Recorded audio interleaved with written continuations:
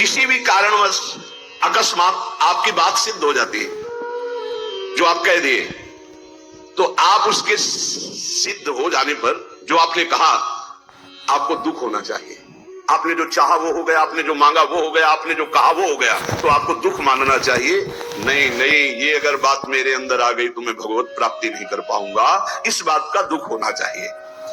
आगे ये सावधानियां वर्णन करके कह रहे कि जो पुरुष इसी जन्म में भगवत प्राप्ति करना चाहता है तो सरसैया में पड़े हुए भीष्म जी ने युधिष्ठिर जी को उपदेश दिया, ध्यान से सुन ले, इसी जन्म में भगवत प्राप्ति हो जाएगी। जो पुरुष इसी जन्म में भगवत प्राप्ति करना चाहता है, मनुष्य शरीरधारी, वो पहले आहार पर संयम करे, उसे सूक्ष्म करे, इतना कम ना करे कि भोजन का चिंतन हो, पर इतना भी ना करे कि डकार आवे। भगवत प्राप्ति करनी है तो ये बात पकड़ लो, हजारों जगह शास्त्रों में बात लिखी, मिता आहार, भिक्षान्नम औषधम, जैसे औषधि पाई जाती है ऐसे बहुत संभाल के खाओ पियो, जितने से एकदम आपका शरीर हल्का बना रहे।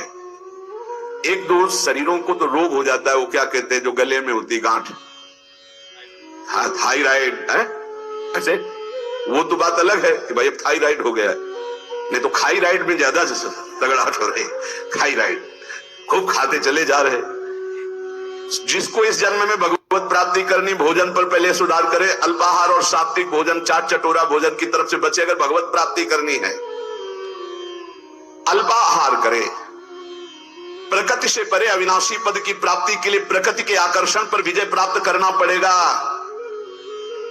जो साधक घर में रहकर या घर छोड़कर, दोनों साधक होते हैं, गृहस्थी और विरक्ति, जो घर में रहकर साधना कर रहे हैं उनको चाहिए किसी और का ना खाएं, अपनी मेहनत का कमाया हुआ ही भोजन पावे, चाहे जहां जाए, कहीं किसी और का ना खाएं। 10 रुपए का खाया है, 20 दे दो, तुम्हारे को भगवत प्राप्ति करना है। कभी ऐसा नहीं कि रास्ते में भंडारा बट रहा है, हलवा बट रहा है, दबा के पा लिया, चलो यार कम से कम बचे तो 100-200 रुपए, नहीं बचे नहीं, जिसके लिए आए थे वो सब ले गया। वो गृहस्थ आदमी को अगर किसी का पानी भी पियो तो 5 रुपया उसको दे दो, 2 रुपया दे दो, नहीं रुपया दे दिया, वहां 2-4 दोना पत्तल उठा करके आसपास से कुछ सेवा कर दो, कोई तुम्हारे सुकृत ना लेने पावे भगवत प्राप्ति के मार्ग। अगर विरक्त है तो भिक्षान्नम औषधम, विषयों के सामने उपस्थित होने पर भोगने की इच्छा ना होना।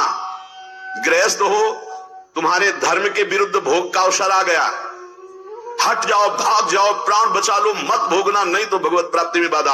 और विरक्त है, भोग सामग्री एकदम एकत्रित है, एकांत है, भोग लो, ना ही भोगना, क्योंकि मुझे भगवत प्राप्ति करनी है। नेत्र से, वाणी से, मन से किसी भी दूषित भोग को ना भोगना। नेत्रों से भी भोगना होता है, आप मोबाइल में देख रहे हो या छुप के देख रहे हो, ये ऐसा दृश्य देख रहे हो, ये नेत्रों से भोग हो गया, ये आपको नष्ट कर देगा। नेत्रों से बहुत नष्ट हो चुके हैं, नेत्र ही है जो दिखा करके भ्रष्ट हो गए। किसी के सामने ना, तो एकांत में नेत्र से भोग भोगना, वाणी से, मन से फुल दूषित वार्ता करना, दूषित संकल्प करना, दूषित दृश्य देखना है, भगवत प्राप्ति करना है तो चाहे गृहस्थ हो चाहे विरक्त, बचो इससे। किसी भी प्राणी से अतिवाद करना, बहुत बातें करना, मित्रता बना लेना, वैर कर लेना, ये सब नहीं। भगवत प्राप्ति के मार्ग में ये भीष्म पितामह जी उपदेश कर रहे हैं। किसी के सामने अभिमान भरा वचन बोलना, अभिमान भरी क्रिया करना, अभिमान भरी चेष्टा करना, जैसे अभिमान हो जाता है। अहंकार भरी बात, अहंकार भरी क्रिया, अहंकार भरी कोई चेष्टा ना करे। यदि तुम्हें कोई क्रोध दिला रहा है तो तुम क्रोध ना करके मीठे वचन से ही उत्तर दो। जब किसी के यहां भिक्षा मांगने जाओ तो वो तुम्हें आदर दे तो उस घर में मत बैठना, भीष्म पितामह जी का है ये उपदेश। यदि तुम्हें किसी कोई निमंत्रण दे तो कभी मत जाना। भगवत प्राप्ति करना है ये विरक्त के लिए। अगर तुम्हें कोई आओ आज महाराज हमारे घर पाइए, कदापि मत पाना, निमंत्रण में कदापि मत पाना, ये भीष्म पितामह जी मना कर रहे हैं। और जब भिक्षा मांगने जाओ तो बहुत घरों से मत मांगो, कुछ नियम रखो, 4 घर 5 घर, मिले तो मिले, नहीं उपवास। अब ये नहीं कि पूरे गांव में टहले आए, नहीं, 5 घर 7 घर ऐसे नियम रखे जाते हैं कि हम सिर्फ 5 घरों में जाएंगे, मिले ना मिले। ये नहीं पूरे गांव में टहली आएगी जब तक भरपेट के दोनों टाइम के लिए न मिल जाए तो हम 50 घर मांग लिए। ये भिक्षान नहीं, भिक्षान 5 घर या 7 घर। आवाज लगाई नहीं मिला तो उपवास कर गए। निमंत्रण पाए हुए घर में कभी भिक्षा ना पाने जाए, ये भगवत को है कोई रहस्य। मूर्ख पुरुष जब आप परमार्थ में चलते हैं आपका उपहास उड़ाएंगे, हो सकता है वो आपका तिरस्कार भी कर दे, मारपीट भी कर दे। आप अपने हृदय में दुख न मानने, हृदय में आनंदित रहें। कोई प्रारब्ध भोग का नाश हो रहा है और उसको डांटे नहीं, उसको मारे नहीं, उसके पर चिल्लाए नहीं, वो तो निमित्त मात्र है। भगवान आपके प्रारब्ध का क्षय करा रहे हैं यदि भगवत प्राप्ति करना है। बहुत बार ये बातें आ गई। आताताई पर भी कभी क्रोध करके उसे शाप ना दें। साप देने का मतलब है भजन का फल है। अगर भजन है, सच्चाई से चल रहे हो आप, अंदर से सोच ले बहुत सता लिया अब तो भोगेगा, तो पक्का भोगेगा, इसमें कोई संशय नहीं। क्योंकि भजन एक अमोघ शक्ति है, जिधर जाएगी उधर। तो हमारा भजन मंगल के लिए कि अमंगल के लिए? तो कह रहे आताताई तुम्हें कितना भी सताए, तुम क्रोध करके उसे शाप आदि मत देना, कभी अंदर से बुरा मत चाहना। गृहस्थ के घर में जब धुआं निकलना बंद हो जाए, अब धुआं नहीं गैस है, गैस के चूल्हा तो धुआं का कोई ज्यादा काम है नहीं। जब मूसल की आवाज आनी बंद हो जाए, भीष्म पितामह के समय मूसल से कूटा जाता था, अब तो मूसल से नहीं, अब तो मशीनों से है। और जब सब भोजन कर चुके तब विरक्त को भिक्षा मांगनी चाहिए, मतलब लगभग 2 बजे। भिक्षा मांगने के पश्चात किसी नदी के किनारे या किसी देवालय में एकांत में बैठकर भगवान को अर्पित कर उसे पाए। गृहस्थ अपने इस कमाई से पाए, अधिक भिक्षा मत ले। श्री पूज्य सदगुरुदेव भगवान ने कहा कि टुकड़ा या 1 रोटी, बहुत अगर नहीं मिला है 4-5 घरों में, आखिरी घर में 2 रोटी मिल रही तो बस 2 रोटी, तीसरी रोटी हुई तो भिक्षा नहीं मानी जाएगी। ये सदगुरुदेव भगवान के मुख्य वचन। शुद्ध भिक्षा 1 टुकड़ा, आधी रोटी। बहुत ज्यादा हो गया तो 1 रोटी। अब पता चला कि 5 घरों का आखिरी घर है, उसमें 2 रोटी मिल रही, तो फिर उससे 2 रोटी ले ले, तीसरी रोटी नहीं होनी चाहिए। जो अधिक भिक्षा ले लेता उसे भिक्षान्न नहीं कहते हैं। ना मिलने पर प्रसन्न मुद्रा में वैसे ही शांत भाव से भजन करता हुआ दूसरे दिन जब अपने समय भिक्षा में जाता है, फिर उसी समय जाए। एक बार जब कोई बैठाल करके द्वार पर सम्मान पूर्वक विनय पूर्वक भिक्षा दे तो उसी समय हट जाना चाहिए, उसकी भिक्षा नहीं लेनी चाहिए। आओ महाराज, आपके तो दर्शन बड़े भाग्य से। ए लाओ कुर्सी बैठा लो, लाओ मां, गरम गरम रोटी बनाओ बाप, उठे चल दे। द्वार में अंदर नहीं जाना है, द्वार में ही खड़ा और असम्मान पूर्वक भिक्षा।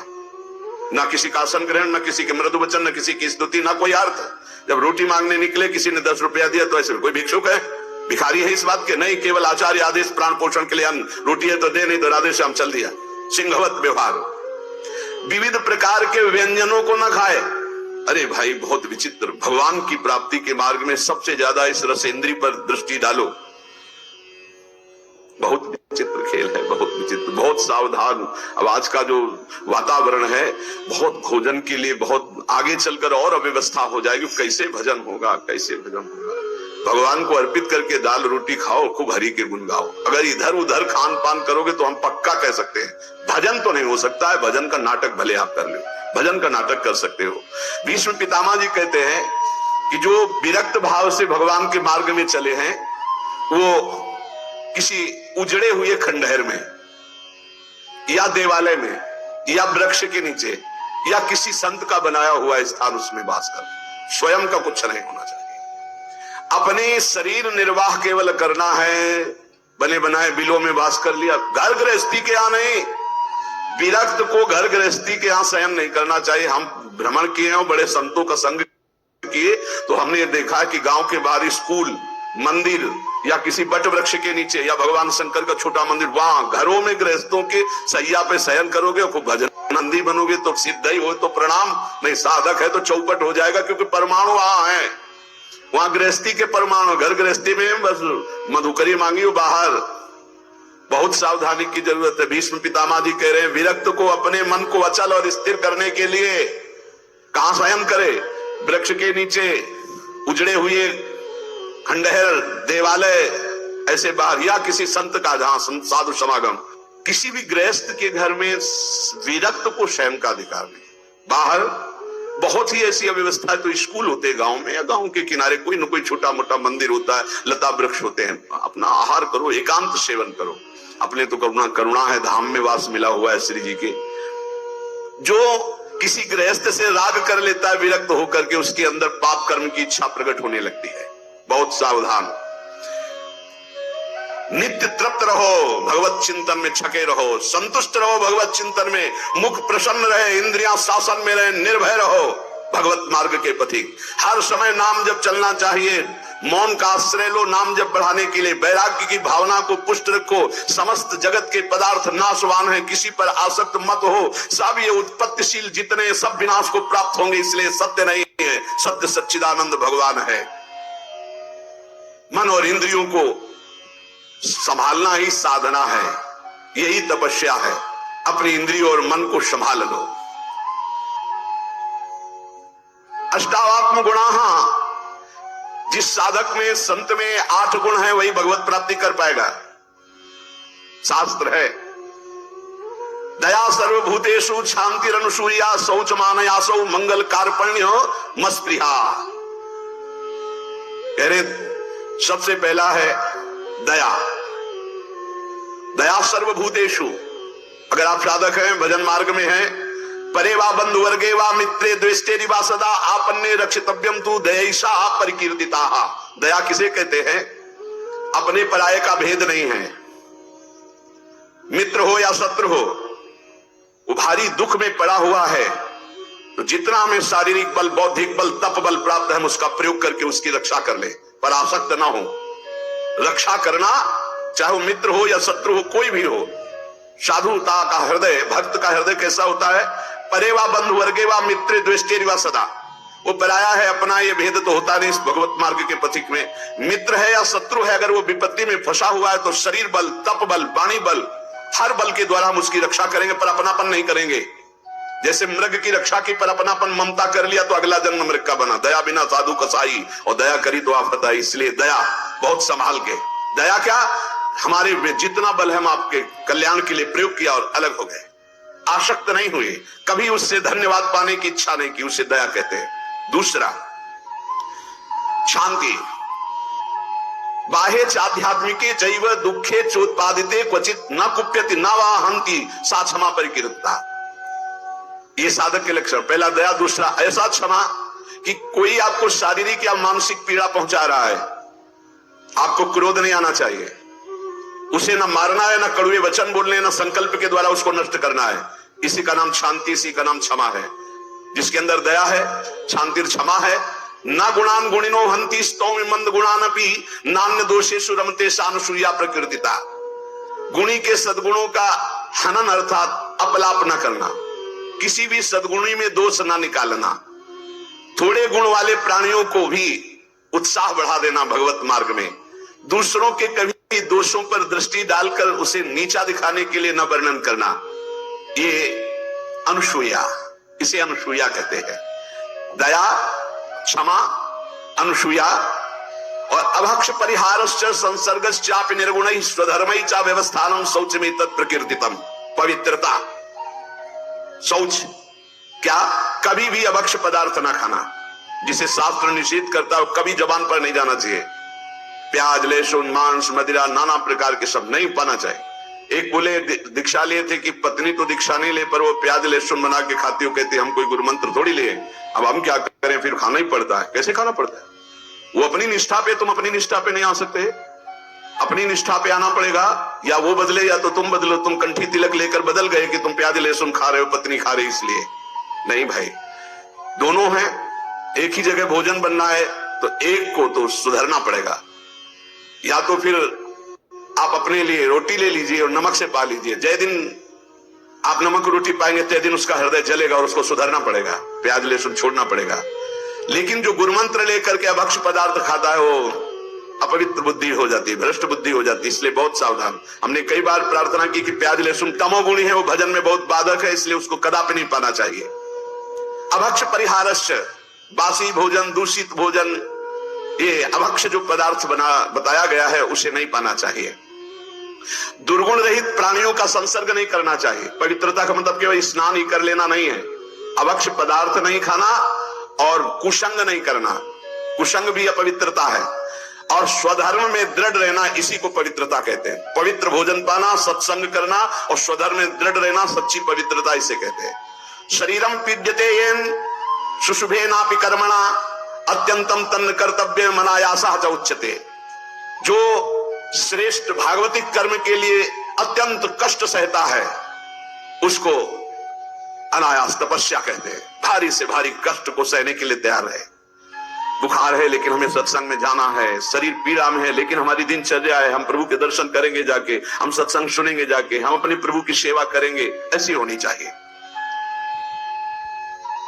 अनायास जो भगवत कृपा से तुम्हारे जीवन की पूर्ति के लिए आ जाए। प्रयास, विरक्त को प्रयास नहीं करना चाहिए, विरक्त को व्यापार नहीं करना चाहिए। विरक्त जो चाहे अनायासम शरीरम पीड्यते येन शुशुभे नापि कर्मणा अत्यंतम तन्न कर्तव्य मनायासा च उच्यते।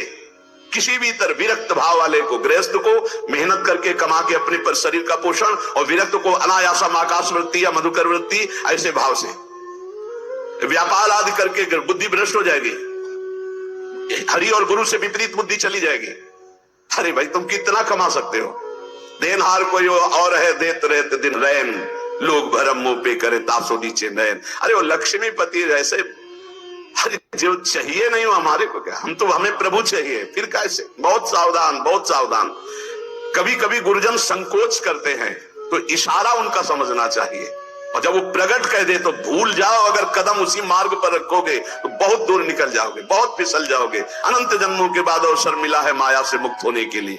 प्रशस्ताचरणम नित्य म प्रशस्ति विसर्जनम एतद्य मंगलम प्रोक्तम मुनिभिस्तत्वदर्शिभी।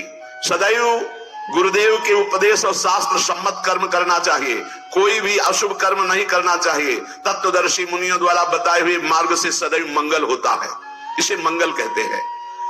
स्तोकादपि प्रदातव्य मदीने नान्तरात्मना अहन्यन्नि यत्किंच कार्पण्यम हि तत् स्मृतम। अगर थोड़ी वस्तु मिली तो प्रसन्न रहो, अधिक मिली है तो प्रसन्न रहो, किसी भी स्थिति में असंतुष्ट मत रहो। प्रसन्नता ही सबसे बड़ी उपलब्धि है। संतुष्टायन केनवा, हर स्थिति में प्रसन्न रहना सीखो। मंगलम और अकार्पण्यम और अस्पृहा यथालाभेन संतोषा कर्तव्यो हृत वस्तुना परस्याचिंतित्वार्थम सा स्पृहा परिकीर्तिता। कभी दूसरे से इच्छा मत करो, कभी दूसरे के वैभव की याचना मत करो। जब प्रभु को आपको देना होगा तो बिना मांगे दे देंगे। संतोष धन धारण करो, अस्पृहा, ये जिसमें होते हैं उसे भगवत प्राप्ति होती है। पहला है दया, दूसरा है क्षमा, फिर तीसरा है अनसूया, चौथा है शौच पवित्रता, फिर अनायास जीवन की पूर्ति, और मंगल कार्पण्य और स्पृहा रहित। ये दीनता नहीं होनी चाहिए भोगों के लिए, किसी से इच्छा नहीं होनी, और निरंतर भगवत चिंतन। अब कह रहे हैं कि ये 10 बातें भगवत मार्ग के पथिक को त्याग देनी चाहिए। परद्रव्येष्वभिध्यानम, दूसरे के धन का